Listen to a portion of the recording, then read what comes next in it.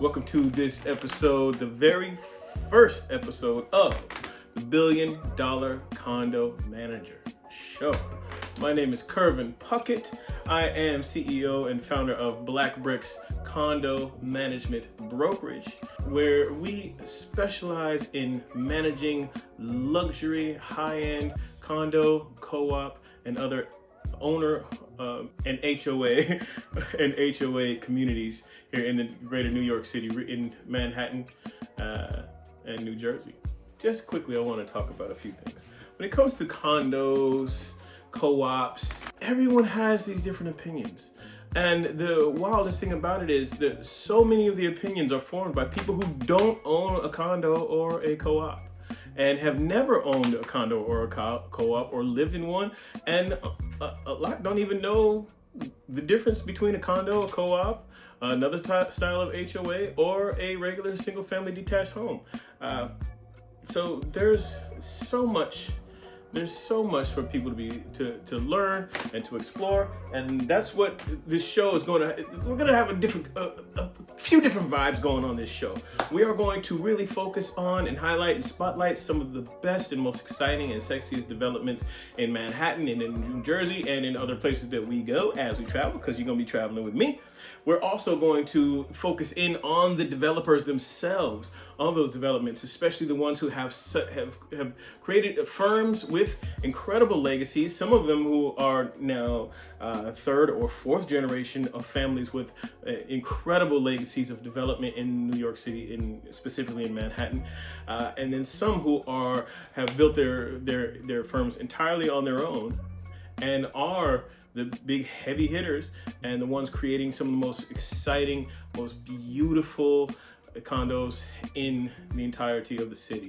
We're also going to take a look at some of the architects and some of the designers who are doing incredible things, who after you buy your home are going to be doing your entire redesign and designing the type of home that fits you specifically. Now that's what's operative. We will cover all the other things that I mentioned, but that's what's the operative word when it comes to super high-end luxury real estate and anything else. It's for you and how it works and fits for you. You're going to hear me come back to a number of different things and one of the biggest things you're going to hear me come back to again and again is alignment. Now, in our industry, when it comes to most people's interaction with luxury real estate is through YouTube or through Netflix or one of those amazing shows that are happening where they're showing you this brilliant real estate, and you have these really, really cool, fun people showing you and taking you on tours and showing you how deals are done. Exciting and awesome. On the management side, there's a lot of excitement, but not exciting. I don't think it would be exciting for TV to see what's exciting in the condo world, because what's exciting in the condo management world is not necessarily exciting for the TV public. I'll give you an example. Changing elevator vendors. Oh no, we have an issue with this elevator vendor. They haven't been showing up on time. They haven't been putting in their inspections in time. We're coming up against the deadline to have our inspections done. Oh no, this isn't gonna work. We need to find a different vendor or to provide a different vendor for this particular client. Dun dun dun. Yeah, I know, like, I'm making this sound more exciting than it is, but for us it's like, hell yeah, it feels so good to be able to bring and introduce a vendor that we know and that we work with and introduce them to a new client to replace one that they already had for whatever reason, and show them, wow, look at these relationships we have and look at this stark improvement. So that's exciting, but you're not going to want to watch that on Netflix. You're not going to want to watch that on Netflix. You're not going to watch that on YouTube. But that's what I say. It's exciting, but it's not exciting to watch. But what is exciting and what is so cool about being on the management side is to be able to learn about alignment. And when it comes to managing luxury condos and co-ops and HOA, one of the biggest challenges that the owners run into is misalignment. And we'll go into that later in a more specific way. But first off, I just want to talk about cool things about condos, why I love condos so much. I've been in love with condos for a really long time. Honestly, even before I truly, really knew what they were, just because I'm a city kid. I'm born and raised in the city of Seattle, Washington, if you didn't really know.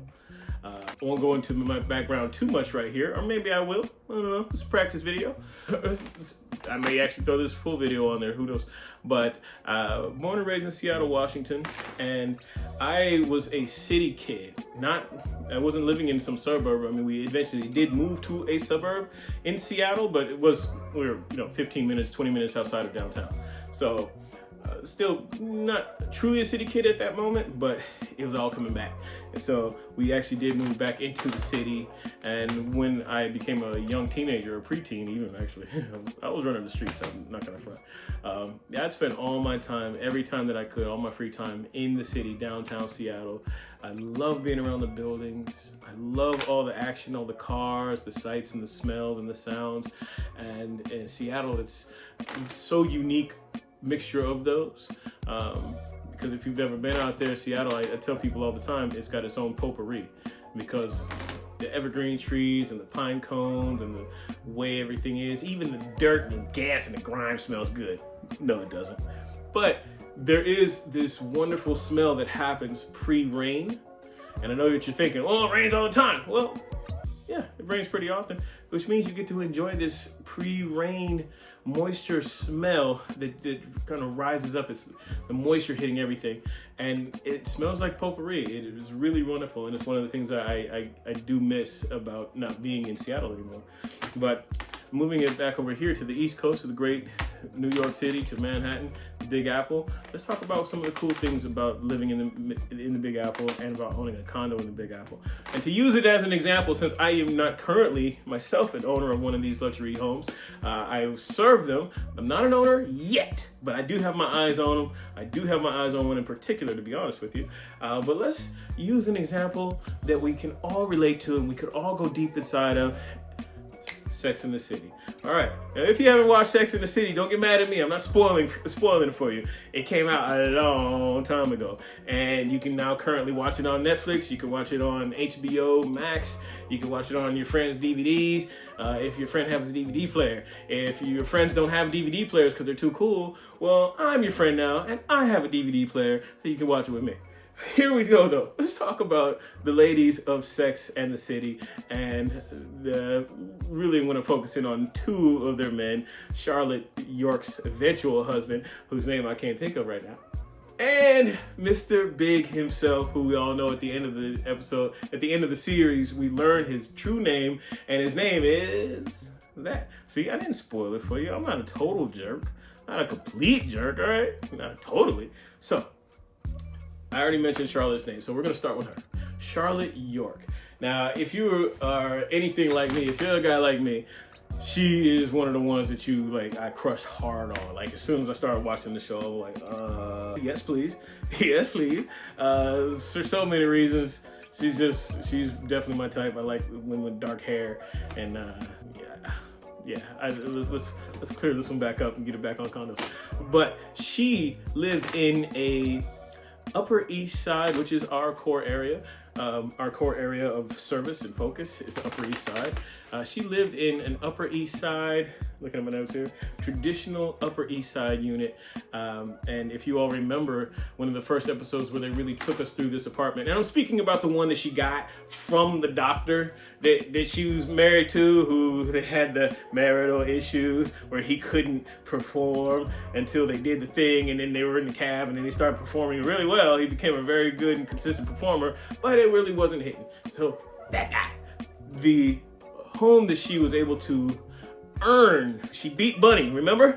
If you haven't watched the show, you're not going to truly be able to get this, so I'm not going to fill in too many clues. But she beat Bunny, and she got the home that she earned with her blood, sweat, and tears. And they actually took us through that home in that wonderful episode where she decided to put herself back out there and start trying to meet somebody and date again. And she went out on a date with a guy. We didn't get to see the date, so we don't know how cool he was. But he had to be at least decently cool because she's got standards, and he made it back to the apartment after that date.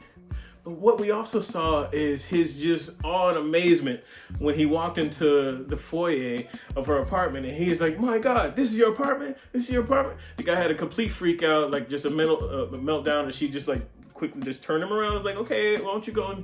And he was, he felt he was so insecure. He was like, "Look at your apartment. Your foyer is bigger than my bathroom." And We saw that.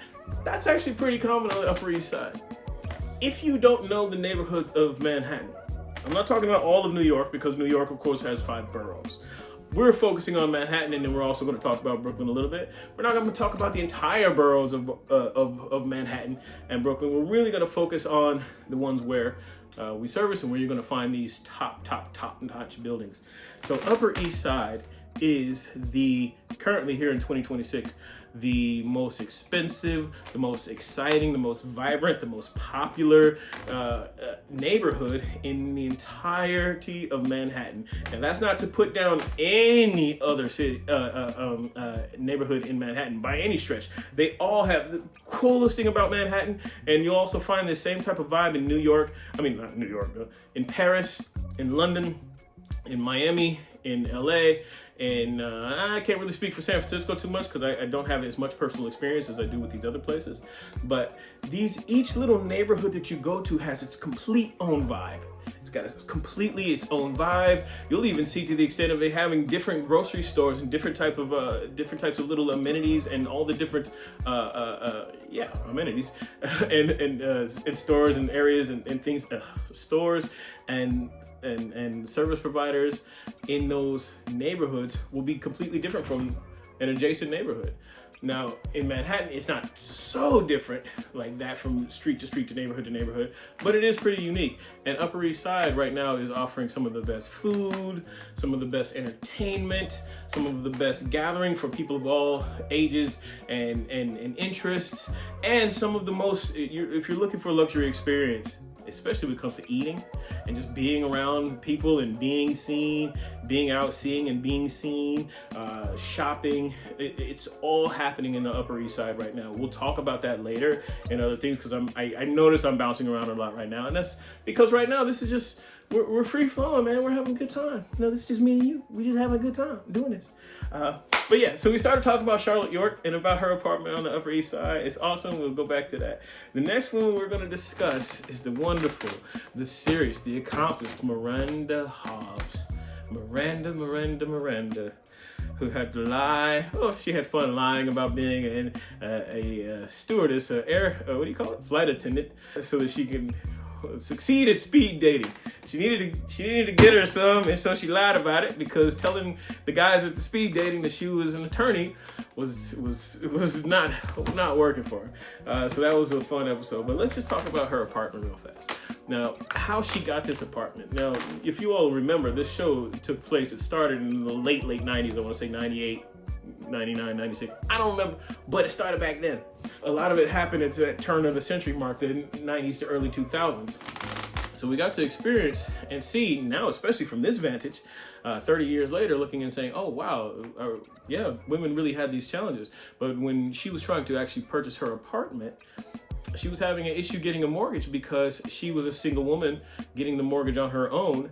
And at the time, you still needed a man to sign off on that, to say that you were getting your own mortgage. And her even being an attorney, she had to go through jump through some hoops to get that done. And that episode did a really great job of showing us that, how weird that was, and I know that doesn't exist anymore, but that was a real thing, and it only, as you go further back in our history, got even more convoluted. Well, let's just talk about her apartment. She had now where was her apartment? I should be able to tell you that, but I can't right now. But I will tell you later, because I'll be talking about it quite a bit. But she had a very, very modern apartment. It was very functional. It wasn't opulent, which is not her style. It was very much her, which, they showed it when she was walking through with the real estate agents, and she was just pleased. You could see her happiness. Like, she walked in there and she's like, and she's seeing it as the realtor was pointing out different areas and doing realtor stuff. She said, I'll take it. This is mine. And you saw that absolute confidence and just that grace and that power that Miranda exudes, especially when she's really feeling herself. She knew it was her. She knew it was hers. And again, it wasn't something that was grand and opulent. A very beautiful apartment, of course, but it wasn't about grandeur and opulence. It was about I'll say the character of that apartment. Her apartment had a lot of character, has a lot of character. and she stayed in there for a while. There's some great storylines that occurred because of the apartment, of course, because her and Steve, and then her and the baby, and then her and home dude, the doctor who lived upstairs. Great time. Again, we will be going back into all of this. All right, now we have to talk about the star, our raison d'etre, Mrs. Samantha, not Samantha, but Carrie. I'm getting a little distracted. I got one of my co-stars. He's nipping at my leg right here. Hi, little co-star. Hi, little co-star. One of my little co-stars. If you know anything about Chihuahuas, you know they love attention. Like they love attention like no other dogs do. There's other dogs in here, and this is the only one tapping my leg, literally. Hey, give me some attention. So we gave him some attention. Now you gotta go, buddy. All right, my little guy. All right. So Carrie Bradshaw. Now we saw multiple apartments for Carrie. We were led to think that they were all the same one, but they did use different ones. One was actually a townhome in the West Village, and then the others were apartments in the Upper East Side. They were all meant to portray the Upper East Side, I believe. It's time for another rewatch, just so I'm on top of all of this. But Carrie, her apartment was very much aligned with her character too. And what's so cool about this, and again, I'm talking about alignment. What is so cool about this is the writers and directors and the whole people who are behind the creation of Sex and the City, taking it from the books that, what's her name? Who wrote the books? I was just literally just talking to one of her neighbors just last week. I was talking to a woman. We were in a cool little chocolate store on East 78th, 77th. I'll share that with you guys too, because it's a very cool place. The chocolate's made in Brooklyn, and they have a little boutique in the Upper East Side. I'll share that with you. Great chocolate, awesome chocolate. And I was talking with a woman who, she was like, "Oh, she's my neighbor. We live in the same building, and we blah blah blah." I was like, "Hey, high five on that." But yeah, so all the people who are actually behind creating Sex and the City, what they did a wonderful job in is creating the moves and decisions and purchases and experiences that these women would have individually were so in alignment with who they were as people, the flaws that they had, the things that they had values, their value system. And that alignment was very clear, and nowhere was it more clear than in their apartments. So Carrie's apartment, what were the things that stood out to us about Carrie's apartment? Okay, the living space, not much. She had the bed, she had her desk with the laptop. And that's what we saw as far as the living space with her. We didn't see her kitchen much. We didn't see her bathroom. We saw her bathroom a couple times. It was really sad because she was crying. She was like, "Oh, hey, I shouldn't have cheated on you, and now you gotta leave because I'm such a bad person." We had to see that, but otherwise we weren't in the bathroom too much. But where were we quite a bit in Carrie's apartment? I'll give you a second to think about it. All right, you're out of time. Her closet. Carrie's apartment, small apartment, had a big ass closet, big walk-in closet. Why? Because all them damn shoes, and all the amazing clothes that she had to have a great place and room to really be able to put her clothes and her shoes in places where she would be able to fully enjoy it. What does it mean to be able to fully enjoy shoes and clothes that are in a closet? What does it mean to be able to fully enjoy that for someone who that's something that they value? It means being able to walk in to that closet, look around, and just experience that sensation of pleasure. It is pleasure. When we buy things, we buy it, be it food, a vacation, a car, we buy it for the pleasurable sensation that we get by experiencing it each time that we do. So when it comes to buying clothes and shoes, which I can identify with, I like clothes. I mean, look at me. Come on. So I can identify with that. And there's certain articles of clothes that every time I put it on, or even just looking at it and I'm just thinking about wearing it again, I'm like, man, I have good taste. And so that's what was important. That's the big value for Carrie, and we got to really see that in her choice of apartment. Now, for the show, her apartment was rent controlled, which was why she was able to spend all her money on shoes and clothes rather than saving and being prudent, which was, of course, another storyline. And I thought that was such a cool storyline to really bring and ground Carrie for us as the audience, because we got to see so much of the rest of her life. And it made it really work with the whole, she's doing fine for herself, but she is kind of broke and she's got, flaws. So that was really cool. We'll come back to Carrie. We'll be talking about this a lot. But the last group of apartments, and this woman had a group of apartments we got to see, just like we got to see a group of other relationships in this young woman's life. Samantha Jones. Samantha. As that young 20-year-old that she gave her, his first time. He couldn't handle it. He could not handle it. Samantha Jones. Again, back to alignment. It was so cool. Such a perfect thing to pick up is that as she changed in life and as her experiences and her tastes changed with the people that she was dating, with her business and her growth in her business, with her experiences with again, as I mentioned, people she's dating and how they moved and where they are, and just what she was looking for in her life at that time to make her feel fulfilled, that dictated which neighborhood she decided that she would look for a home in and look for an apartment. And so we got to see her move from, I'll figure out exactly where it was for you guys, her first neighborhood, but she moved from that neighborhood down to Meatpacking District. And this was back when Meatpacking District was still just getting into its real cool heydays. I know there's some New Yorkers gonna be like, dude, you don't know what you're talking about over there. You don't know what you're talking about. The Meatpacking District was in its best days in this other time and not that time that you're talking about. I'm not a New Yorker. I'm not gonna argue with you. All I'm telling you is that by the time I made it out to the city, the stories I heard were about that time. So, okay? So that's what I'm referring to. That's what I'm using as my base of reference.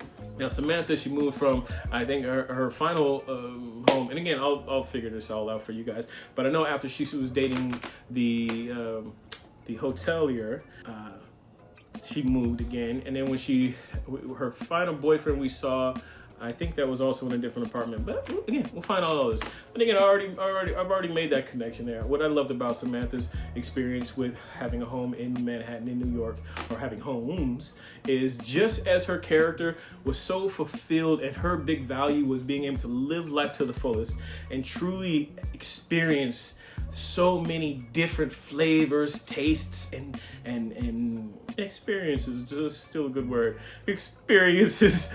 She also had that when it came to her life and her lifestyle as far as where she would live and what type of apartment, what type of home. And she was also big on owning, which is, of course, she's an entrepreneur. So she was very big on owning, having money, having power. I'm going to pretty much end this time with you guys on that idea and on that note. But what I will end, the ending idea with that, where I was actually trying to say is the type of people who own and in Manhattan, in New York, and to a greater extent, the people who own condos in the city and or in urban settings. And by urban, I really just mean, high density areas. They have very specific lifestyle, values, desires, experiences that they want to have that are completely different than people who prefer to go find a home in a suburb or in a rural setting. That's interesting too. Listen, I've owned a home in that type of situation and I couldn't stand it. Could not stand it. I only bought that house because I was married at the time, and at the time, woman that I was married to, the wife, she really, really wanted that place. And you see your wife happy, you're like, hell yeah, I'm gonna get this, because that's why you married her. You love seeing the smile on her face, and it was interesting while it was there. But as soon as we got divorced, I sold that house and I bought myself a duplex, two condos, duplex, in a much more happening. It wasn't a big city, but this is the cities I could get to from in that area of New Jersey, and yeah, I was off and running. I was on the show, baby. It was ready to go. But again, I say that to say this, is that when it comes to the condo lifestyle, when it comes to the city lifestyle, one of the big things that I think is so important to consider that I rarely hear people talk about is, who will I be around? How will this affect my lifestyle? How does this fit with my lifestyle and my personality? How is this aligned with me as a person and the things that I aspire to? I think that's one of the most important things that you consider when you're deciding on purchasing your home.